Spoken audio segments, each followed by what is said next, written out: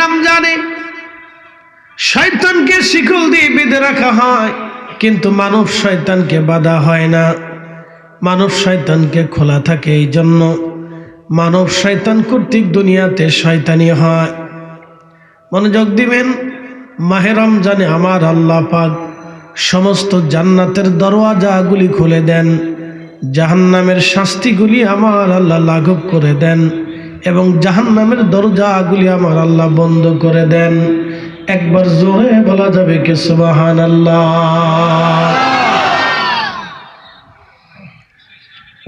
মুসলমান মনোযোগ দিবেন, মাহে রমজানের খাতিরে রব্বুল আলামিন আমরারে বললেন আস-সাওমু লি ওয়া আনা আযি বিহি, রোজা আমার জন্যই রাখা হয় এবং এই রোজার প্রতিদান আমি রব্বুল আলামিন দিয়ে দিব। কি পরিমাণে দিবে? বিগাইরি হিসাব, একেবারে পরিমাণবিহীন, অপরিমিত আল্লাহ পাক আমরারে এই মাহে রমজানে প্রতিদান দিয়ে দিবেন। প্রিয় উপস্থিতি, সৃষ্টির মধ্যে 2,24,000 নবী রাসূল দুনিয়া থেকে চলে গেলেন, তাদের উম্মত দুনিয়া থেকে চলে গেলেন।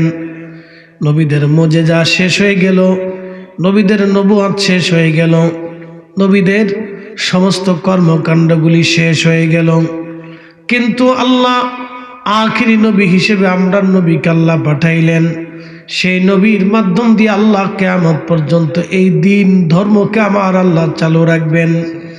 কিয়ামত পর্যন্ত এই নবীর মর্যাদার সম্মান এবং মর্যাদাকে আল্লাহ বুলন্দ করবেন। 1.25 লক্ষ নবী চলে গেল, মতান্তরে 2,24,000 নবী রাসূল চলে গেল, কাউকে আল্লাহ এতটা মর্যাদা দেন নাই। আল্লাহ এই নবীর সম্মানের দিকে তাকায়া এই নবীর উম্মতকে আমার আল্লাহ 70 গুণ মর্যাদা দিয়েছেন। একবার জোরে বলা যাবে কে মারহাবা। তেলের গাড়ি তেলে চলে, হাওয়ার গাড়ি হাওয়ায় উড়ে, বিনা তেলে চালাই গাড়ি নবী সুলাইমান। আমরা সেই মুসলমান, আমরা সেই মুসলমান। এটা টিউলিবাসী খুব মনোযোগ দিবেন, কোন নবীর উম্মতকে আল্লাহ এত মর্যাদা দেন নাই। শুধু আমাদের নবীর ইজ্জতের দিকে তাকায় আল্লাহ এই উম্মতকে 70 গুণ মর্যাদা আল্লাহ বাড়িয়ে দিয়েছেন। যেই মর্যাদা দেখে মুসা কালিমুল্লাহ সেজদায় পড়ে কয়, আল্লাহ আমারে আখিরি নবীর উম্মত বানায় দাও। ঈসা রুহুল্লাহর মতো জলিল কদর নবী এবং রসুল, তারা বলল, আল্লাহ আমার এই আখিরি নবীর উম্মত বানায় দাও। সৃষ্টির ভিতরে নবী আলাইহিস সালামরা এই উম্মতের মর্যাদা দেখে বলল, আল্লাহ আখিরি নবীর উম্মত আমরারে বানাও। কিন্তু দুঃখ এবং আফসোস, আমরা না নিজের মর্যাদা বুঝলাম, না আখিরি নবীর মর্যাদা আমরা বুঝলাম। নিজের মর্যাদাও বুঝলাম না, আখিরি নবীর মর্যাদাও আমরা বুঝলাম না। আরবিতে একটা প্রবাদ আছে, শরফুল মাকিনা ওয়া শরফুল মাকান, শরফুল মাকানে ওয়া শরফুল মাকিন। কিছু জায়গার কারণে মানুষের দাম বাড়ে, কিছু মানুষের কারণে জায়গার দাম বাড়ে। এই মানবের কোনো মূল্য ছিল না, কারণ এই মানব যে পরিমাণে নিকৃষ্ট কাজ করে এটা পশু পাখিরাও পর্যন্ত করে না। এই মানুষ যে পরিমাণে নিকৃষ্ট কাজ করে পশু পাখিরাও সেই নিকৃষ্ট কাজ করে না। দেখবেন কুকুর খাবার দিবেন, কখনো বেঈমানি করবে না। বিড়াল আদর করবেন, কখনো বেঈমানি করে না। গরু খাবার দিবেন, ওই বেঈমানি করবে না। আপনি যত পশু পাখি বলেন আদর করবেন, লালন পালন করবেন, সে বেঈমানি করে না। কিন্তু একমাত্র মানব জাতি যতই আদর করেন না কেন, কালকে দেখলাম কি দুঃখ, মিশরের একটা ছেলে মিশর আল আজহার বিশ্ববিদ্যালয়ে পড়ে। এই ছেলেটা নিজের মাকে হত্যা করে ফেলেছে শুধু অন্য সুন্দরী এক মহিলার জন্য। ওই মেয়েটার সাথে ছেলেটা বিয়ে বসবে, কিন্তু মা রাজি হয় নাই, সেই কারণে মাকে ছেলেটা হত্যা করে ফেলেছে। বাংলাদেশের দিকে যদি আপনি তাকান, বাংলাদেশের দিকে যদি আপনি তাকান, কত সন্তান মাকে মেরে ফেলতেছে নেশাগ্রস্ত অবস্থায়। ছেলেটা বাবা মাকে হত্যা করলো, জুয়ার টাকা না দেওয়ার কারণে ছেলেটা বাবা মাকে হত্যা করে নিজের ঘরের মধ্যে কবর খনন করে ঘরের মধ্যে কবর দিয়ে চাপা দিয়ে রাখলো। কিছুদিন আগে এক সিএনজি ড্রাইভার তার ছেলেটা তাকে হত্যা করলো, কুপিয়ে কুপিয়ে তাকে হত্যা করলো। ছেলেটা নেশার টাকা বাবা দিতে চায় নাই, সেই জন্য বাবা সন্তান কর্তৃক বাবা নিহত হলো। বন্ধ মনোযোগ দিবেন হাজিরিন, পৃথিবীতে কখনো আপনি দেখেন নাই কোন পশু তার বাচ্চাকে হত্যা করে ফেলে, কিন্তু এই মানব জাতি তার বাচ্চা হত্যা করে। আজকেও খবরে দেখলাম এক মহিলা তার নিজের সন্তানকে হত্যা করে পরপুরুষের হাত ধরে পালিয়ে চলে গেছে। কয়েকদিন আগে খবরে দেখলাম স্বামী স্ত্রীর মধ্যে ডিভোর্স হবে, কিন্তু 3 মাসের বাচ্চাটা স্ত্রী নেবে না। মহিলার একটাই কথা, আমার ভবিষ্যৎ আছে, আমি এই সন্তান নেব না। এই সন্তান যদি আমি নিয়ে যাই তাহলে আমার ভবিষ্যৎ নষ্ট হয়ে যাবে। অর্থ কি?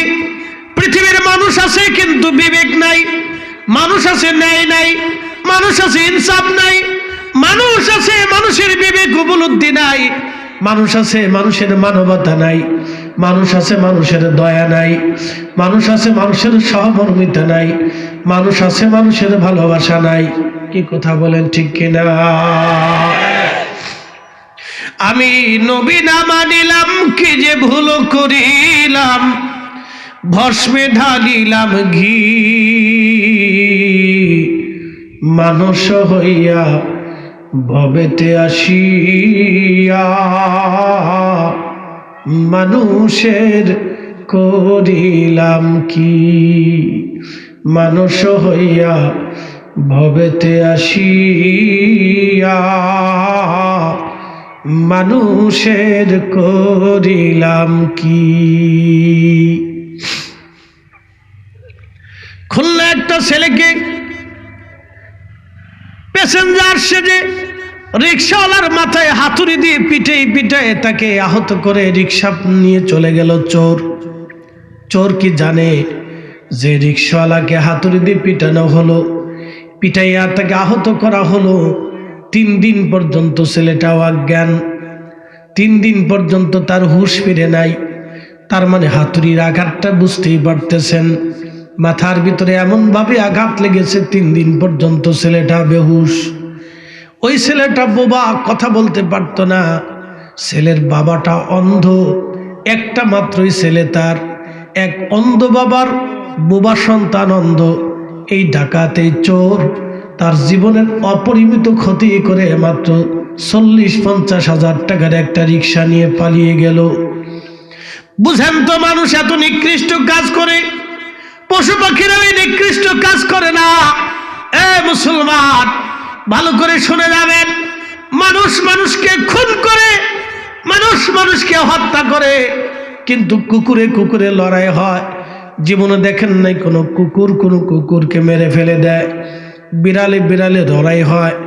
জীবনে দেখেন নাই কোনো বিড়ালকে হত্যা করে ফেলে, মোরগে মারামারি হয়। জীবনে দেখেন নাই কোনো মোরগকে হত্যা করে।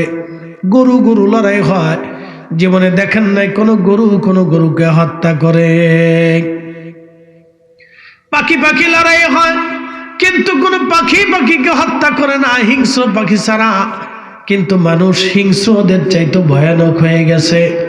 রাস্তা দিয়ে হেঁটে যাবেন, 50 বছর আগে এখান থেকে রবির বাজার পর্যন্ত হেঁটে গেলে মানুষ ভয় পাইতো রাস্তায় ভূত আছে কিনা, ভূতে ধরে কিনা, শিয়াল কুকুর আছে কিনা। এখন রাস্তা থেকে মানুষ কুত্তারে ভয় পায় না, শিয়ালকে ভয় পায় না, ভূতেরও পায় না। যে ভয়টা মানুষকে ভয় পায়, চিন্তা করে আমি রাস্তা দিয়ে রবির বাজার পর্যন্ত কুলাউড়া পর্যন্ত যাব, যদি রাস্তায় ডাকাতি ধরে, কোন শত্রু আমাকে হত্যা করবে। মানুষ মানুষকে ভয় পায়, বাঘেরও মানুষ এমন ভাবে ডরায় না। কথা কন না কেন? এইভাবে যদি চলে তাহলে বিশ্বাস উঠে যাবে। সন্তান মা থেকে বিশ্বাস সরিয়ে নিচ্ছে, সন্তান বাবা মা থেকে বিশ্বাস হারিয়ে ফেলতেছে। এইভাবে যদি প্রতিনিয়ত বাবা মারা সন্তান কর্তৃক হেনস্থার শিকার হয়, তাহলে দেখবেন সন্তান বাবা মা কর্তৃক নির্যাতিত হবে, সন্তান কর্তৃক বাবা মা নির্যাতিত হবে। বিশ্বাস নামক বস্তুটা পৃথিবী থেকে নষ্ট হয়ে যাবে। এই জন্য নবী বলেন, আমার উম্মতেরা কিয়ামত অনুষ্ঠিত হবে, কিয়ামতের আগে 85টা আলামত দুনিয়ার ভিতরে আসবে। প্রথম নাম্বার আলামত ও আমাতুস সালাহ, আমার উম্মত নামাজকে মেরে ফেলবে। দ্বিতীয় আলামত হচ্ছে ওয়াদাউল আমানা, আমার উম্মত আমানত নামক বিশ্বাসটাকে ধ্বংস করে ফেলবে। আমানত বলে কিছুই থাকবে না। আপনি উন্নত বিশ্ব যদি চলে যান, মানুষ একা একা বসবাস করে, পৃথিবীর উন্নত দেশে চলে যাবেন, উন্নত বিশ্বে চলে যাওয়ার পরে দেখবেন মানুষ একা একা বসবাস করে। একটা ঘরের ভিতরে মানুষ মরে যায়, একাকী মারা যায় এবং ওই অবস্থায় মরে থাকে।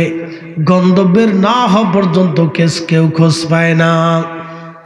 জাপানে চলে যাবেন, অনেক সুখ আছে, কিন্তু আপনি মানুষ একাকিত্ব বরণ করতেছে। কারণ কি?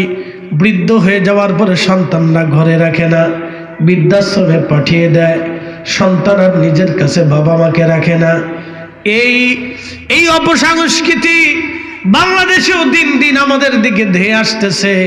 আমরাও চাই আমাদের দেশে অপসংস্কৃতি আসুক, আর এইভাবে বৃদ্ধ আশ্রমে বাবা মারে রাখুক। এইভাবে যদি চলতে থাকে তাহলে আগামীর সংসার ধ্বংস হয়ে যাবে, আগামীর বাংলাদেশ অন্ধকারে নিমজ্জিত হয়ে যাবে, আগামীর সমাজ একেবারে ধ্বংস হয়ে যাবে। মানুষ থাকবে, মানবতা থাকবে না, মানুষ থাকবে, ভালোবাসা থাকবে না, মানুষ থাকবে, মানুষ তার মানুষত্ব হারাবে, মানুষ তার মানবতা হারিয়ে ফেলবে। কথা বলেন ঠিক কিনা? এই যে সামনে নির্বাচন আসতেছে, দেখবেন একটু কত জায়গা মারামারি হবে, খুন খারাপি হবে ভোটের জন্য।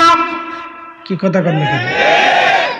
ভোটের জন্য খুন খারাপি হবে, মারামারি হবে, কুবাকুবি হবে, মিথ্যা মামলা দেওয়া হবে, জেলে দেওয়া হবে, ভরে দেওয়া হবে, কত কিছু, আগুনে বাড়িতে আগুন হবে। কেন? এগুলি কি মানুষের কাজ? এটাই কি মুসলমানের কাজ? এজন্য কি নবীজি দাওয়াত নিয়ে এসেছিলেন? এজন্য কি সাহাবীরা জীবন দিয়ে গেলেন? এজন্য কি ইমাম হাসান হুসাইন জীবন দিলেন? এজন্য কি হযরত হামজা শহীদ হলেন? এজন্য কি হযরত জাফরের 2টা হাত কাফেররা কেটে ফেললো? এজন্য কি ফাতেমা রাদিয়াল্লাহু আনহার কলিজার টুকরারা শহীদ হলো? এজন্যই কি হযরত ওমর শহীদ হলো? এজন্যই কি হযরত আলী শহীদ হলো? এজন্যই কি উসমান গনি জিন্নুরাইন শহীদ হলো? এজন্যই কি তালহা জুবাইররা শহীদ হলো? এজন্যই কি সাদ বিন আবি ওয়াক্কাস শহীদ হলো? এজন্যই কি 1.5 লক্ষ সাহাবী বাড়িঘর ফলাইয়া পৃথিবীর রন্দে রন্দে তারা ছড়াইয়া এই কালেমার দাওয়াত কি তারা এই জন্যই পৌঁছাইল যে আমরা ভাইরা ভাইরা মারামারি করব, নিজেরা খুন খারাপি করব, রক্তপাত করব, ক্ষমতার জন্য রক্তপাত হবে, অর্থের জন্য রক্তপাত হবে। 1 ইঞ্চি জমি মানুষ রাস্তায় ছাড়তে চায় না। এজন্য কি নবীজি এসেছিলেন?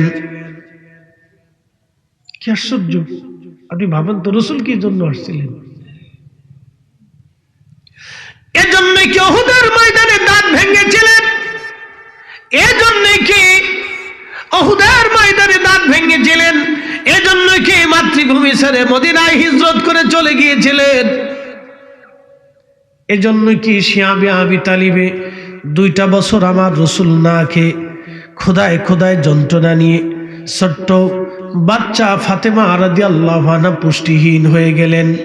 খোদায় খোদায় হযরতে ফাতেমা রাদিয়াল্লাহু আনহা পুষ্টিহীন হয়ে গেলেন। ওই অবস্থায় আহা 2টা বছর পর্যন্ত নবী গৃহবন্দী রইলেন। নিজেরা খুন খারাপি হবে, ক্ষমতার জন্য একজন আরেকজনের মাথায় বাড়ি মারবে। এজন্যই কি আমরা মুসলমান? এজন্যই কি দিন কবুল করেছি?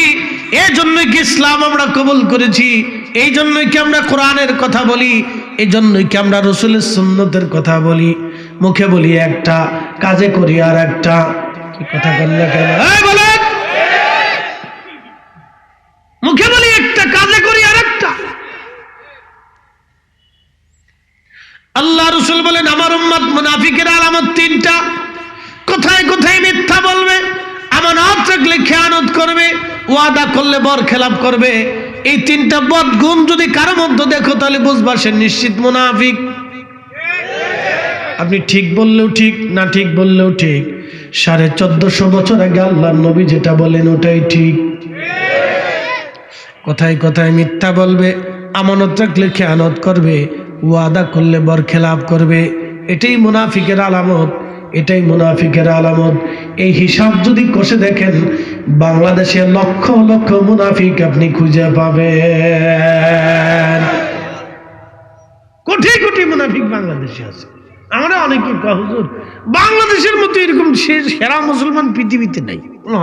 খুব ভালো মুসলমান, দোকানে বাকি খাইলে ফেরত দেয় না। কি বাপরে বাপ, জমির জন্য ভাই ভাইরে খুন করে ফেলতেছে,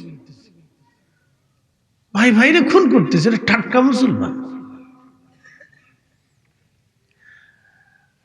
কুলাউড়াবাসী ভালো করে শুনে যাবেন হাজিরিন, রাসূল দিলেন কি আর আমরা করলাম কি? নবী কেন আসলেন আমরা এটাই বুঝলাম না। কত বড় দামি নবীর উম্মত আপনি বুঝেন। এই উম্মতের মর্যাদা দেখে, এই উম্মতের সম্মান দেখে হযরত ঈসা রুহুল্লাহ সিজদায় পড়ে কাঁদে, বলে আল্লাহ আপনি আমার আখিরি নবীর উম্মত বানায়া দেন। না না, জোরে বলেন সুবহানাল্লাহ। আপনি আমার আখিরি নবীর উম্মত বানাই দেন। কুলাউড়াবাসী এই উম্মতের মর্যাদা দেখে মুসা কালিমুল্লাহ ডাক দেখো আল্লাহ আমার আখিরি নবীর উম্মত বানায় দেন। এমন কোন নবী নেই রে যে নবী এই উম্মতের মর্যাদা দেখে না বলেছিল আল্লাহ আমার আখিরি নবীর উম্মত বানায় দেন। তাহলে আপনি বলেন তো, উম্মতের যদি এত দাম হয় আমার রাসূলের মর্যাদা কত? 10টা বছর ধরে হযরত আনাস নবীর খেদমত করেছেন, জীবনে কোনোদিন নবী একটা ধমক দেন নাই।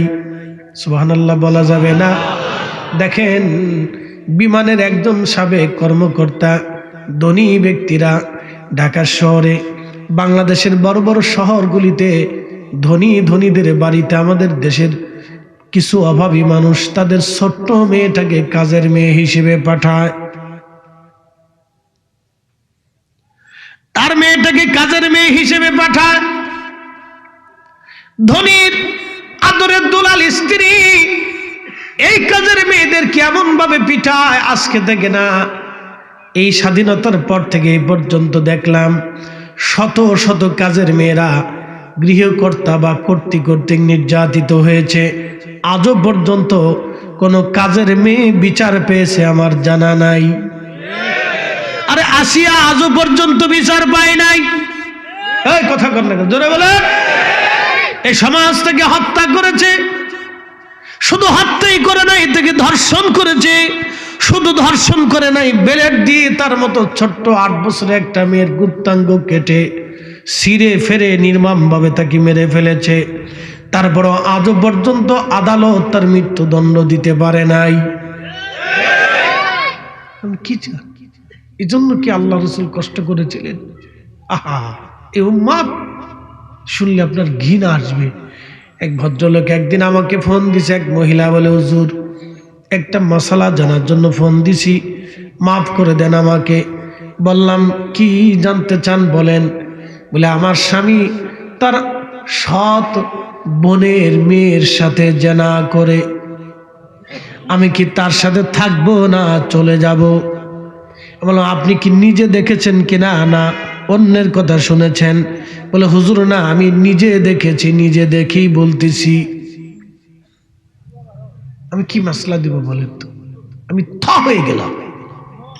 মানুষ এত নিকৃষ্ট কাজ করতে পারে যে কুকুর পর্যন্ত লজ্জা পায়। কথা কর না কেন? মানুষ হতে হবে, আমাদেরকে মানুষ হতে হবে, মানুষ হতে হবে। আমাদের মাইন্ডে চেঞ্জ করতে হবে, পরিবর্তন করতে হবে যে আমরা মানুষ, সৃষ্টির সেরা জীব। শুধু সেরা না, ১৬ লক্ষ নবীর উম্মত থেকে আল্লাহ আমরারে সেরা বানিয়েছেন। শুধু সেরাই বলেন নাই, আল্লাহর পবিত্র জবানে কুরআনুল কারীমে আল্লাহ ঘোষণা দিয়েছেন, কুনতুম খায়রা উম্মাহ, তোমরাই সৃষ্টির সেরা, তোমরাই সৃষ্টির সেরা উম্মত। একসাথে বলবেন আল্লাহু আকবার। চেহারা দেখে না, কাজে। জোরে বলেন, কাজে আল্লাহ আমাদের শ্রেষ্ঠত্ব দিয়েছেন, কাজে দিয়েছেন, চেহারা দেখে না। কুলাউড়াবাসী খুব মনোযোগ দিবেন হাজিরিন, বন্ধু আমার। এই জন্য বলছিলাম মানুষ আছে কিন্তু মানবতা নাই, মানুষ আছে মানুষত্ব নাই, মানুষ আছে ভালোবাসা নাই। আজকে সন্তান মায়ের ভালোবাসা হারিয়ে ফেলতেছে, সন্তান বাবার ভালোবাসা হারাচ্ছে, চাচা চাচি আত্মীয় স্বজনদের মহব্বত দিন দিন কমে যাচ্ছে। যত আধুনিকতা আসতেছে ততই আমাদের দিকে ধেয়ে আসতেছে এক অনাকাঙ্ক্ষিত ভবিষ্যৎ। যত আধুনিক অর্থে আধুনিকতা হবে, টাকা পয়সায় স্বাবলম্বী হবে, মানুষের রিজিক বাড়বে, কিন্তু মহব্বত বাড়ে নাই। মানুষের অনেক রিজিক হয়েছে, এখন চালের কোনো অভাব নাই, খাবারের কোনো অভাব নাই, কিন্তু মানুষত্বের অভাব হয়ে গেছে। কথা বলেন ঠিক কিনা? মানুষত্বের অভাব হয়ে গেছে। আল্লাহ রাসূল কিয়ামতের ময়দানে নবীজি বললেন, সহিহ মুসলিমে, কিয়ামতের ময়দানে আল্লাহ ডাক দিবে, বান্দারে আমি ক্ষুধার্ত ছিলাম, তুমি আমারে খাবার দাও নাই। আল্লাহ ডাক দিবে, বান্দা ক্ষুধার্ত ছিলাম, তুমি খাবার দাও নাই। বান্দা সেই দিন বলবে, রব বলেন কি? আপনার নাম তো রাজ্জাক, রিজিক দেনেওয়ালা। আপনি তো বলেছেন ওয়াতারযুকু মান তাশাউ বিগাইরি হিসাব। আপনি বলেছেন অপরিমিত রিজিক আপনি যাকে খুশি তাকে দান করবেন। আল্লাহ ক্ষুধার্ত আপনি আবার কবে ক্ষুধার্ত ছিলেন? আল্লাহ ডাক দিবে, বান্দারে তোমার প্রতিবেশী ক্ষুধার্ত ছিল, সেই দিন যদি তোমার প্রতিবেশীরে তুমি খাবার দিতা, তাহলে সেই দিন আমি রবের খাবার খাওয়ানো হয়ে যাইতো। একবার জোরে বলেন সুবহানাল্লাহ। তার মানে বুঝলেন কি বুঝলেন আপনি? আপনার আত্মীয়, প্রতিবেশী, গ্রামবাসী, দেশের মানুষ যদি ক্ষুধার্ত থাকে আর আপনি তাহাজ্জুদ নামাজ পড়েন, আল্লাহর কসম করে বলি ঈমানদার হবেন না, ঈমানদার হবেন না, ঈমানদার হবেন না, ঈমানদার আপনি হবেন না। এই জন্য ওলিদের দরজা সবার জন্য খোলা ছিল। হিন্দু ওলির কাছে যাইতো, বৌদ্ধ ওলির কাছে যাইতো, মাজুসি ওলির কাছে যাইতো। আহা, সেদিন খাজা বাবা আজমিরি কি ওয়াজ করলেন, কি আদর্শ দেখাইতেন। ওনার দরবারে ঢোকার আগে হিন্দুরা প্রতিমার সামনে সেজদা দিয়ে যাইতো, শিখ গুরু হিন্দুরা প্রতিমার সামনে সেজদা দিত, বৌদ্ধ মূর্তির সামনে সেজদা দিত, মাজুসি আগুনের সামনে সেজদা দিত। কিন্তু খাজা বাবার দরবারে ঢুকে, খাজা বাবার দরবারে যাইয়া কি আসছে সেই দিন তারা শুনতো। বের হয়ে আসার আগে কালেমা পড়ে আমার রব আমার আল্লাহর সেজদা দিয়া খাজা বাবার দরবার থেকে তারা বের হয়ে আসতো। এটাই হলো আহলুস সুন্নাত ওয়াল জামাতের সৌন্দর্য, এটাই হলো আল্লাহর ওলিদের দেওয়া আল্লাহর পক্ষ থেকে নিয়ামত। কথা বলেন ঠিক কিনা?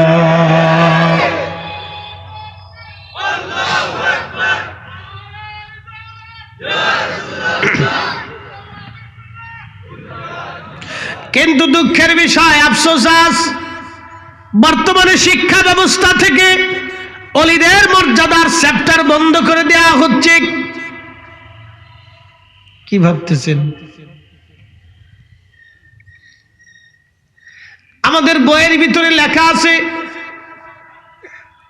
কচ্ছপের গল্প, খরগোশের গল্প লেখা আছে, কি আছে না? আসেনি? খরগোশ এবং কচ্ছপের গল্প লেখা আছে। গল্পটা যদিও সত্য না, রূপক ভাবে গল্পটা লেখা আছে, কিন্তু গল্পের একটা অর্থ আছে। অর্থ হলো মন্থর গতিতে হলেও লক্ষ্য যদি স্থির থাকে গন্তব্যে পৌঁছানো যায়। এটা হলো খরগোশ এবং কচ্ছপের গল্পের মূল সারাংশ, যে মন্থর গতিতে হলেও লক্ষ্য যদি ঠিক থাকে তাহলে গন্তব্যে পৌঁছানো যায়। শিক্ষা ব্যবস্থায় যদি খরগোশ এবং কচ্ছপের গল্প লেখা থাকতে পারে, পাঠ্যপুস্তকে যদি বিভিন্ন ধরনের গল্প, বই, মানুষের জীবন কাহিনী এটা সেটা লেখা থাকতে পারে, একটা পৃষ্ঠা কি অলিরা বরাদ্দ পায় না? এই আসতে বলবেন না, জোরে বলবেন, পায় না? তাহলে অলিদের নাম কারা কাটতে চায়? অলিরা কিভাবে কালেমার দাওয়াত দিছে জানেন? তার একটা বাস্তব রূপ আপনাদের সামনে তুলে ধরতেছি। সারা পৃথিবী থেকে বড় বড় ইসলামিক স্কলার, বড় বড় জ্ঞানী গুণীদেরকে যদি আপনারা উত্তর কোরিয়াতে পাঠাই দিয়া বলেন কিম জং উন এর কাছে যে কালেমার দাওয়াত দাও আর তার দেশে যে কালেমা পৌঁছাও, কিম জং উন এর উত্তর কোরিয়াতে কালেমা পৌঁছানো কতটা কঠিন আপনাদেরকে বুঝাই। ওটা এমন একটা দেশ, না মন্দির আছে, না মসজিদ আছে, না প্যাগোডা আছে, না গির্জা আছে, কোনো ধর্ম সেখানে নাই। কমিউনিস্ট শাসিত একটা দেশ, কোন ধর্ম বলে কিছুই নাই সেখানে। উত্তর কোরিয়াতে আপনারা যদি কালেমার দাওয়াত দিতে যান তাহলে কিম জং উন আপনাদের মিসালে বেঁধে সুইচ টিপ দিয়ে আকাশে উঠাই দিবে, চলে যাও। আমার দেশে এগুলি চলবে না। উত্তর কোরিয়াতে কালেমার দাওয়াত দেওয়া যেমন কঠিন, গড় গোবিন্দের দেশে কালেমার দাওয়াত দেওয়া এরকম কঠিন ছিল। সেই দিন শাহজালাল আমিনী শাহাদাতের লিপসা সামনে নিয়ে মৃত্যুর দুয়ার দরজার সামনে দাঁড়িয়ে শাহজালাল আমিনী মুজাদ্দিদিরা জায়নামাজ সরমা নদীর উপরে বিছাই দিয়ে কালেমার দাওয়াত সেই দিন দিলেন। একসাথে বলবেন আল্লাহু আকবার। না না হয় না, আরো জোরে বলেন। তাহলে তাদের নাম কেন পাঠ্যপুস্তকে লেখা থাকবে না? যাদের কারণে কালেমা পেয়েছি, যাদের কারণে ঈমান পেয়েছি, যাদের কারণে কোরআন পেয়েছি, যাদের কারণে রসুলের জিন্দেগি পেয়েছি, তাদের কথা যদি বইয়ের মধ্যে লেখা না থাকে, তাদের মর্যাদা যদি লেখার স্থানই না পায়, তাহলে বোঝা গেল এটা সুস্পষ্ট অলিদের সাথে চরম গাদ্দারি। গাদ্দারি করবেন, বেশি দিন টিকবেন না।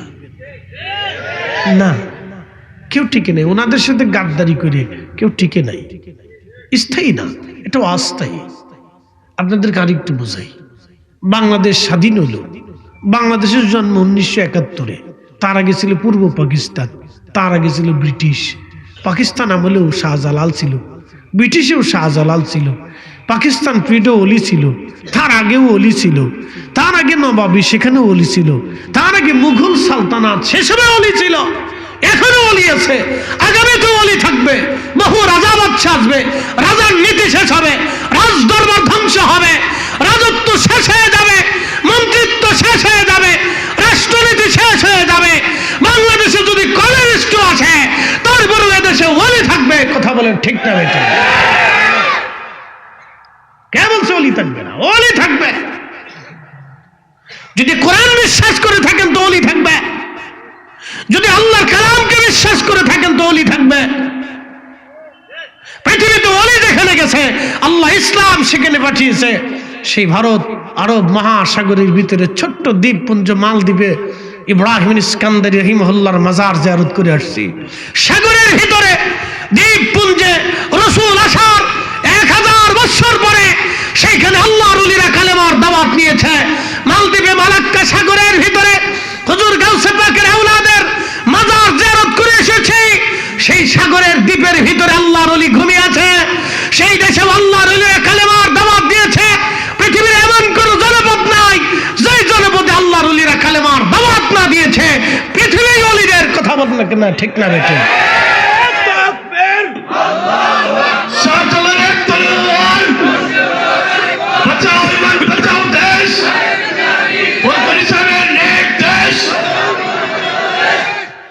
পৃথিবী ওলিদের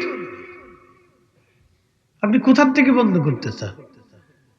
এত বেশি দিন বুঝেন তো জাপানে চলে যান, দেখেন পারেন কিনা। উত্তর কোরিয়াতে যান, ওরা কুত্তা খায়, দেখেন পারেন কিনা, চেষ্টা করেন। দক্ষিণ কোরিয়াতে যান, ওরাও কুত্তা খায়, তো দেখেন পারেন কিনা। এত বেশি পারেন তো চীনে চলে যান, দেখেন পারেন কিনা। ওলিরা না খেয়ে গাছের পাতা খেয়ে তারপর কালেমার দাওয়াত দিয়ে গেছে। পছন্দ হয় না? না, হ্যাঁ পছন্দ হয় না, পছন্দ হয় না। না 3 দিনের বুড়ে কি ভাতের কয়ল, আরে বেটা ও ঠিক মতো পেশাব করে পানি নিতে পারে না। ওলিদের জমি ওলিদের কথাই থাকবে, কথা বলেন না কেন?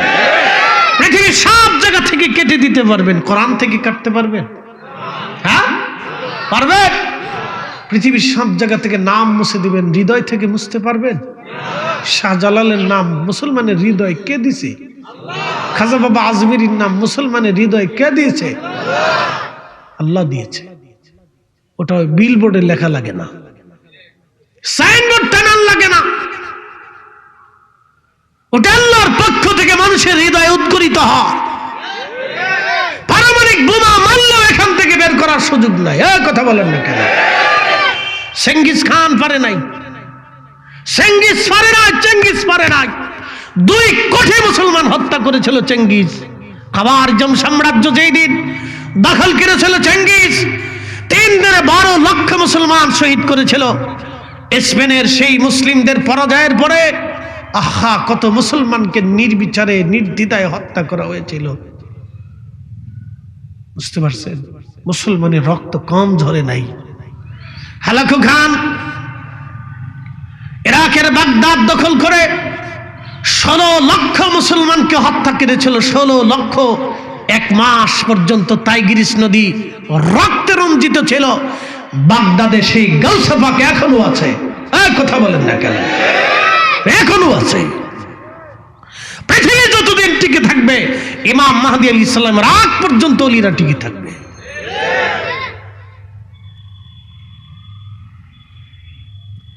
ভোটাভুটির দিকে ওলি নির্বাচিত হয়। আমার দিকে দেখান, নির্বাচন দিয়ে কি ওলি নির্বাচিত হয়? শাহজালাল রহমতুল্লাহ কি আমাদের ভোটে ওলি না আল্লাহর পছন্দে? একসাথে বলেন, কার পছন্দ? কার পছন্দ? নির্বাচন দিয়ে ওলি নির্বাচিত হয় না। তাহলে পরে বাংলাদেশে ওলি নির্বাচিত হওয়ার জন্য বহুজন ভোটে দাঁড়াইতো। কথা ঠিক আছে কিনা? নির্বাচন দিয়ে ওলি হয় না, ওলি আল্লাহর পক্ষ থেকে নির্বাচিত হয়। আফসোস আমাদের জন্য, আমরা হতভাগা একটা জাতি। এটা নিয়ে কেন ঝগড়া করতে হবে বলেন তো?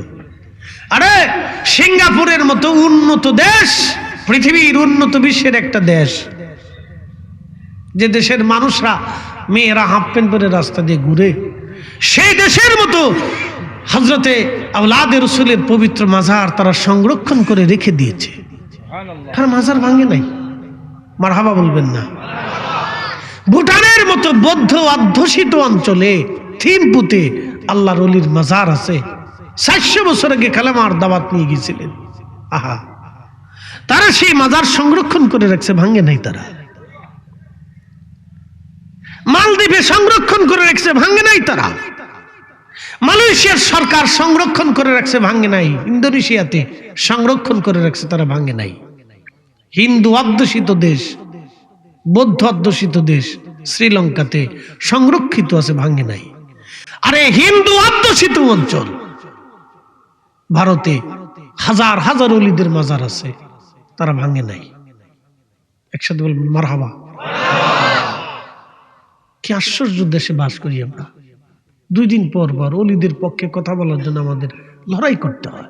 কেন? ওলিরা তো জাত পাতের ঊর্ধ্বে। আপনার যেই মত থাকুক না কেন, ইসলাম তো ওলিরাই আনছে।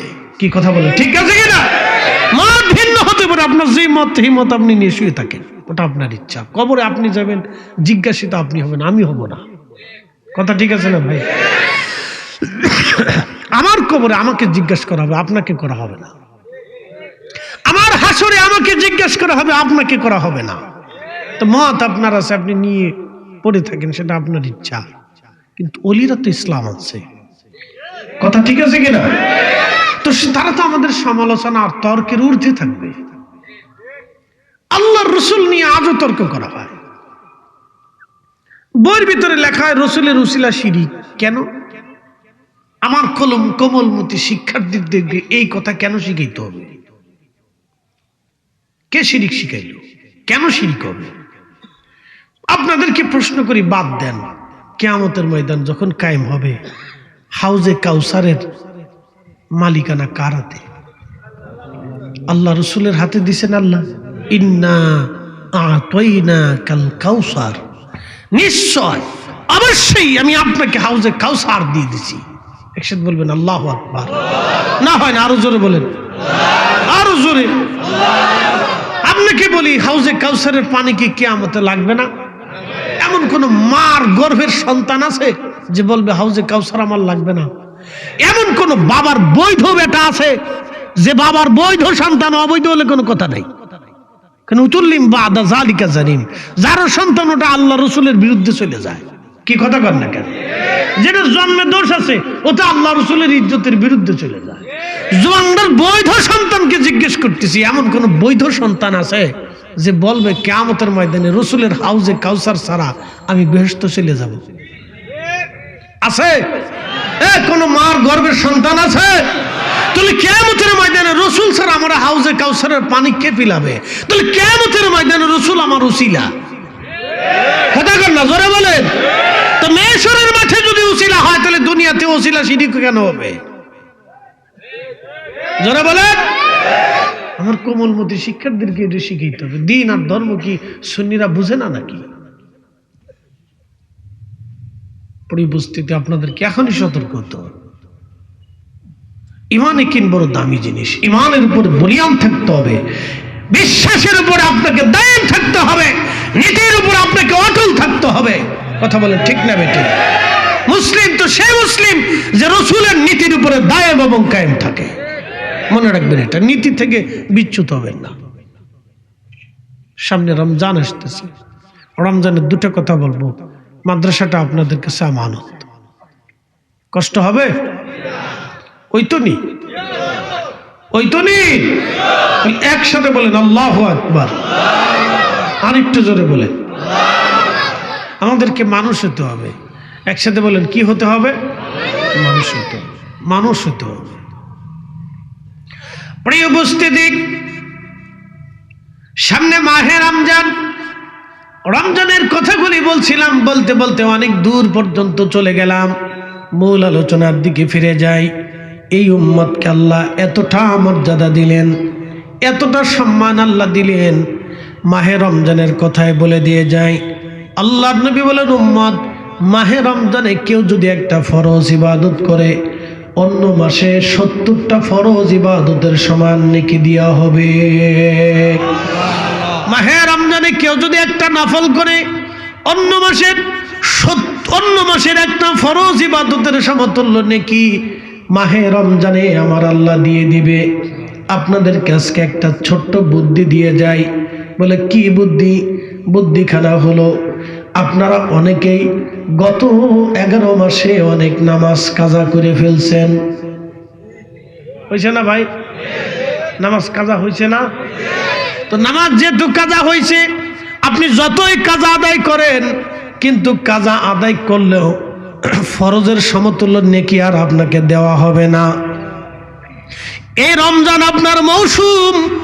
এই রমজানে আপনি গনে গনে গনে গনে যদি বেশি বেশি নফল নামাজ পড়েন, তাহলে 1 রাকাত নফল নামাজ পড়লে একটা ফরজ, 1 রাকাত ফরজ নামাজের সমতুল্য নেকি হবে। 1 রাকাত নফল পড়লে 1 রাকাত ফরজের সমতুল্য নেকি হবে। 100 রাকাত নফল পড়লে 100 রাকাত ফরজের নেকি হয়ে যাবে।